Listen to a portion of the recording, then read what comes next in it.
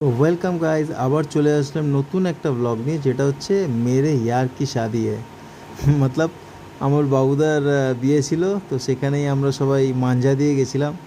তো সেই মাঞ্জা দেওয়ারই কিছু ফটো, তার সাথে বাবুদার জীবনীর নতুন অধ্যায় যে শুরু হয়েছিল 6 মাস আগে, সেটারই অ্যাকচুয়ালি বাবুদার 6 মান্থস অ্যানিভার্সারি হলো। ঠিক আছে, তো এই ভিডিওটা দেওয়ার কথা ছিল কয়েকদিন আগেই আমার, কিন্তু কিছু কারণবশত আমি দিতে পারিনি। তো যাই হোক, বাবুদাকে তো দেখতেই পাচ্ছেন কত খুশি। ঠিক আছে, তো বিয়ে তো সম্পন্ন হয়েছে এবং খুবই ভালো আছে এখন। বড়দের আশীর্বাদে, সবার মঙ্গল কামনায় খুবই ভালো আছে। এবং আমরাও সেদিন খুবই আনন্দ করেছিলাম, ইভেন এখনও আমরা করি। তবে হ্যাঁ, একটু একটু মিস করি যে সেই পুরনো দিনগুলো আর ফিরে পাচ্ছি না, যখন আমরা বাবুদাকে পেতাম সেই সময় রাত্রেবেলা করে। ঠিক আছে, আমাদের বিশেষ দাদা উত্তমদার ওখানে, কিন্তু সেই উত্তমদার ওখানেও যাওয়া হয় না, আর বাবুদাকেও পাই না। তো এটা প্রত্যেকের জীবনেই আসে, বিয়ের পরে এক অন্য অধ্যায় শুরু হয়, আর বিয়ের আগে আরেক অধ্যায় চলতে থাকে। তো যাই হোক, সব মিলিয়ে খুবই ভালো।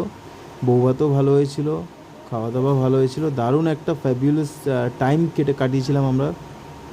তো থ্যাঙ্কস টু ইউ বাবুদা, সত্যি খুব ভালো সময় কাটিয়েছিলাম এবং সেই সময়টা দিয়েছিলে তুমি। নইলে তো আমার কি উত্তমদারও কোনো আশাই ছিল না যে তোমার বিয়ে হবে। যাই হোক, তুমি তো বিয়ে করার সেই পরিস্থিতিতে ছিলে না, তুমি তো বিয়ে করতে চাও না। যাই হোক, হয়ে গেছে, এটা ভালো। এবং সুখে দুঃখে সবার আশীর্বাদে, ভালোবাসায় তোমরা ভালো থেকো, সবসময় সুখে থাকো, এটাই আমি চাইবো।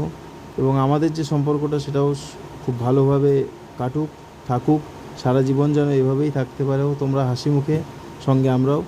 তো সত্যি খুব ভালো লাগে হাসি মুখে থাকলে, কিন্তু গোমরা মুখে থাকলে সেই আনন্দটা আর থাকে না।